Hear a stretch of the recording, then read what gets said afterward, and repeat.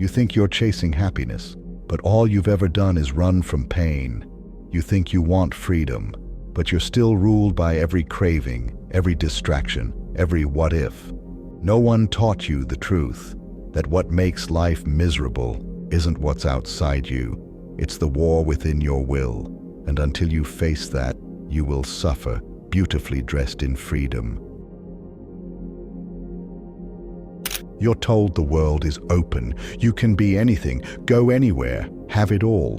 But you feel trapped, not because someone's stopping you, but because something inside won't let go. That desire, that need, that ache that whispers, you're not enough until you get this. Schopenhauer saw it clearly. He said, man is free to do what he wills, but he cannot will what he wills. You can act, you can choose, but you can't control what you want. That's the trap. You think you're free, but your strings are pulled by your cravings. What drives you? Money, love, success, respect? All of it sounds noble. But Schopenhauer argued, it's all the same addiction, because wanting anything ties your well-being to something outside you. You wait for messages that never come. You work jobs you hate for things you don't need. You love people who don't see you and call it fate. But it's not fate. It's your will, dragging you through suffering in the name of fulfillment. And here's the sick irony.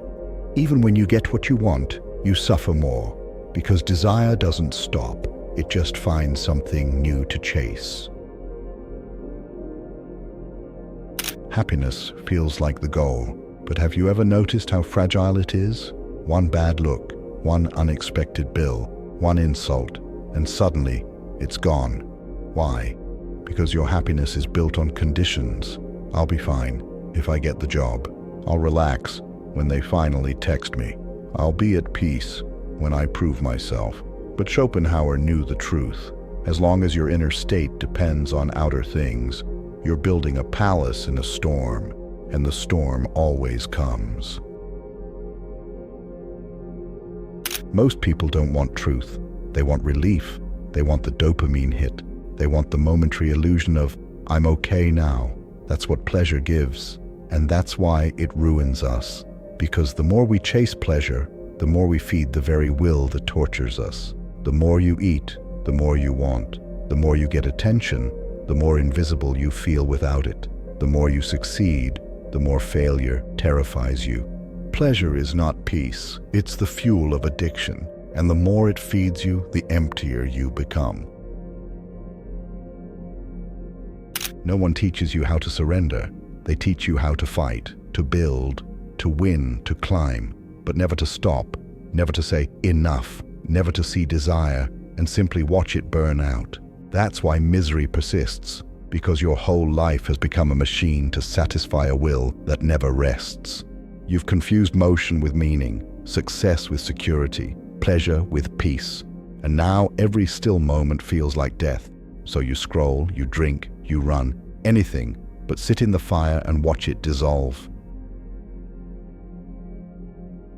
Schopenhauer believed the world is shaped by your will, not your actions. Your will, the deep unconscious force inside you that wants and wants and wants. And until that will is seen, you will see everything through its hunger. People aren't people. They're objects of validation. Places aren't places. They're stages to prove your worth. Time isn't time. It's a countdown to achieving something. This is why life feels heavy. Not because the world is cruel, but because your will paints it with need. Kill the craving, and the world becomes peaceful again. But how do you silence a will that never stops speaking? In the next part, we dive deeper into Schopenhauer's radical answer: not to chase, not to fix, but to renounce. The surest way out of misery is the path almost no one dares to take. Schopenhauer didn't offer hope, he offered honesty, and his cure wasn't comfort. It was a scalpel. He said, if you want to end suffering, you must renounce desire itself, not manage it, not suppress it, not channel it into productivity. Renounce it. It sounds insane, because we've been raised in a world that tells us Desire is life. Desire is identity. Desire is freedom. But what if that's the lie? What if the source of all misery is the belief that wanting more will finally make us enough? Let's call it what it is. That constant pull in your chest, that ache for more, that subtle panic when things slow down. It's not ambition, it's the disease of will. And it convinces you that unless you're becoming something greater, you're failing.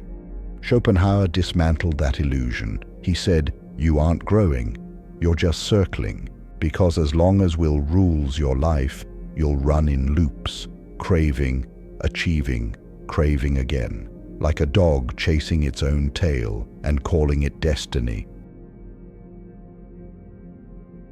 To deny the will is not to become passive, it's to become free. It's the moment you stop living reactively, no longer ruled by what if or what's next. You see the urge rise and you smile. You feel the craving and you don't obey. This isn't suppression, it's clarity. You're not killing yourself. You're killing the illusion that your cravings are you. And in that gap, between the itch and the reaction, peace begins to grow. Schopenhauer wasn't a monk, but he believed in asceticism, not as punishment, but as liberation. To live simply, to enjoy little, to want less, not because it's holy, but because it's sane, because the less you chase, the less you're hunted by what you crave. Asceticism isn't about suffering, it's about removing the fuel from the fire that's been burning you alive. It's not giving up pleasure, it's discovering you don't need it to be whole. Here's the twist. Pain isn't the problem. It's the start of awakening, because pain exposes you. It rips away illusions. It shows you where you're clinging and why it hurts. Schopenhauer didn't want to end pain. He wanted you to stop misreading it, to stop thinking, this hurts, something must be wrong, and start asking, this hurts, what was I clinging to?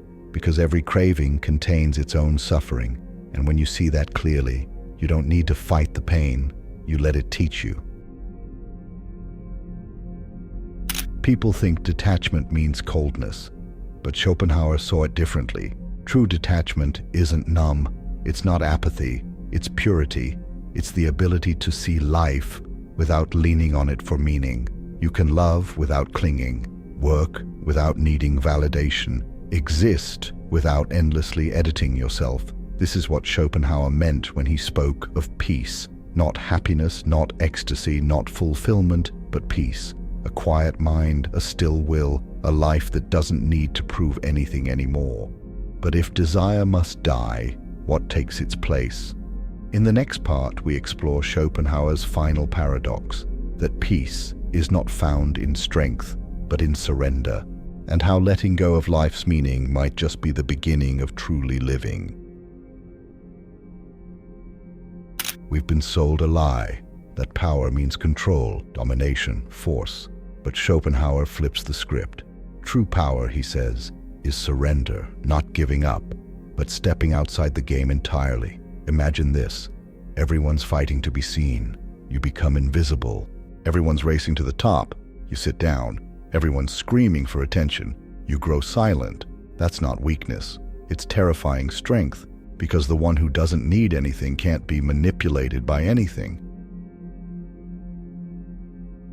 Every day people ask, what's my purpose? What am I meant to do? What's the point? But Schopenhauer thought the question itself was flawed. He believed existence doesn't offer a grand why, and chasing it only deepens the misery, because most people don't want meaning. They want security dressed as meaning. They want guarantees, certainty, something to hold on to. But the wisest live without needing a reason. They don't ask life to explain itself. They meet it fully, moment by moment, and let the mystery be enough. Despite his darkness, Schopenhauer believed in beauty, not as entertainment, but as escape. He said that in moments of profound art, great music, or natural wonder, you forget yourself. Your will goes quiet. Your cravings pause. The ache disappears. and for a moment you're free. Not because something was added to you, but because something was silenced. That's the purpose of beauty, to show you what's beyond the noise, to remind you that peace isn't something you chase, it's what's left when the chasing stops. Here's the irony. People say they want peace, but when it comes, they run. They fill the silence with distractions. They sabotage calm with chaos. They panic when there's nothing to fix. Why? Because without craving, without chasing, without drama, who are you? Schopenhauer would say, that's the point. You've built your identity around your will. So when the will dissolves, so does the false self. And that's terrifying. But beyond that terror is something real. The ego is not your friend.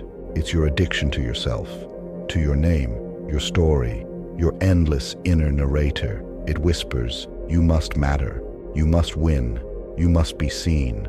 And then it wraps that desperation in spiritual language. You're finding your truth. You're manifesting abundance. You're following your purpose. But the truth is simpler and harder. You're not here to become something. You're here to see that you're not the thing you think you are. The ego dies screaming, but what remains is freedom. Schopenhauer never fit in. He wasn't celebrated. He wasn't loved by the masses. He wasn't chasing applause, because he understood something few ever do. To see clearly, you must be willing to stand alone, to be misunderstood, to be quiet when others scream, to watch the circus and not join the clowns. This is the cost of truth. You'll lose the crowd, but you'll gain yourself. And in that solitude, you'll find the kind of stillness no amount of noise could ever give you. But there's one final layer to Schopenhauer's vision, and it's the hardest to face, that life will still hurt, even when the will is silenced.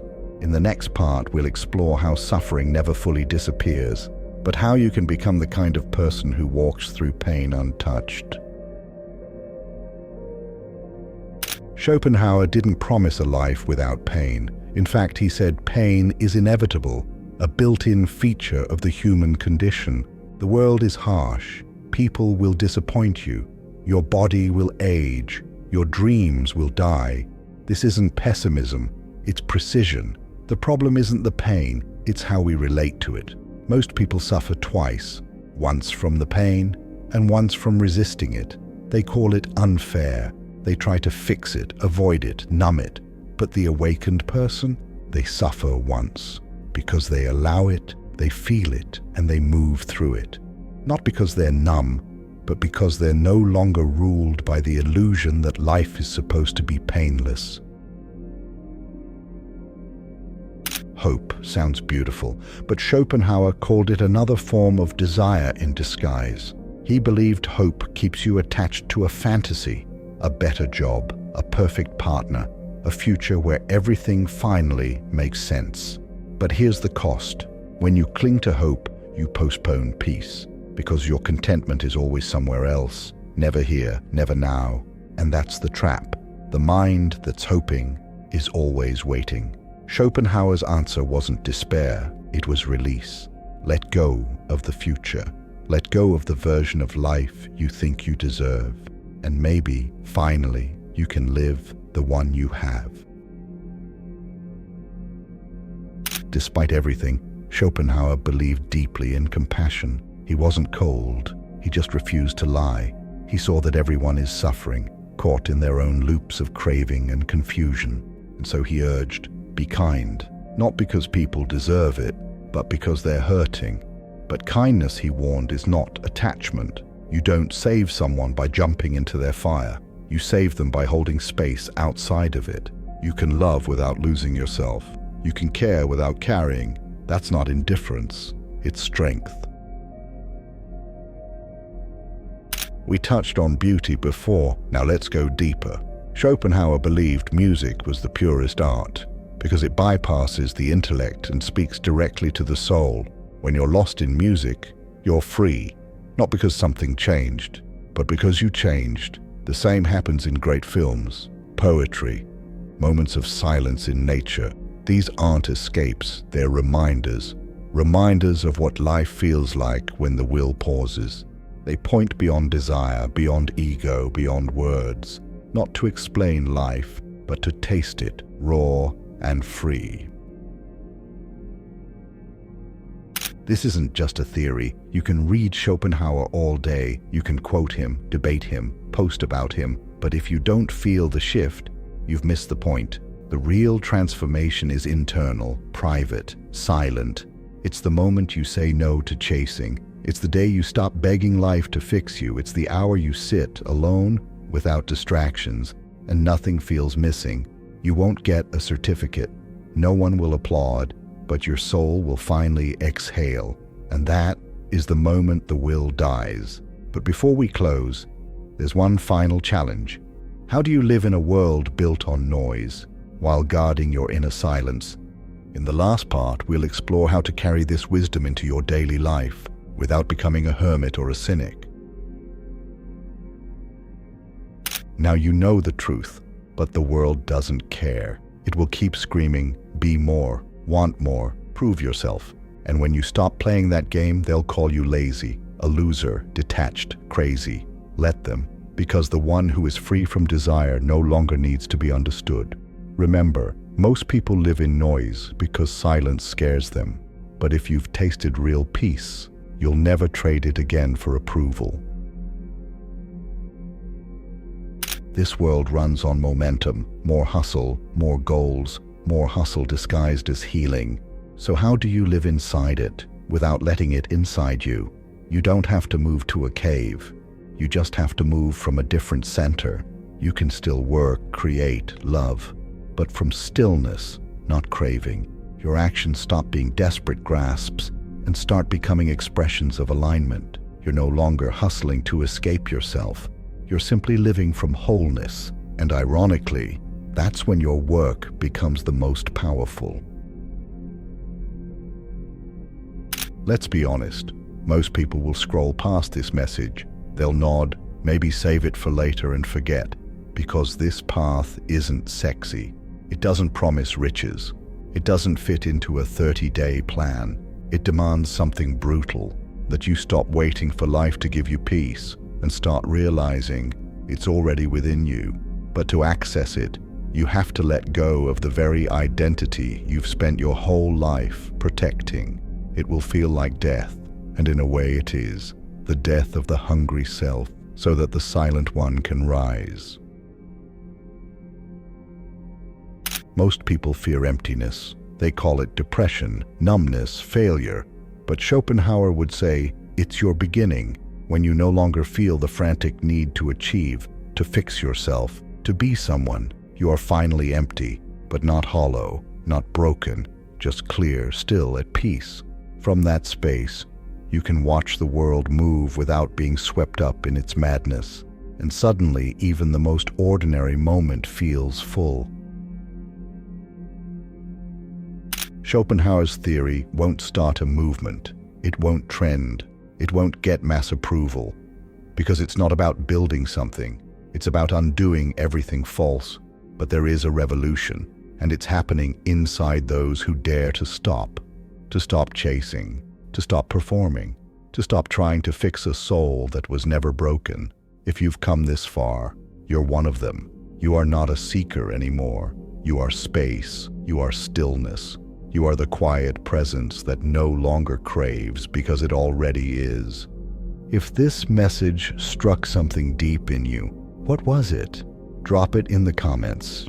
Your truth might be the permission someone else has been waiting for. And if you want more bold, soul-cutting philosophy like this, give this video a like. It helps us reach the ones who need it most. Join our growing community of people walking toward the light. Subscribe and click the notification bell to never miss new insights. Until next time, keep shining, not to be seen, but to see.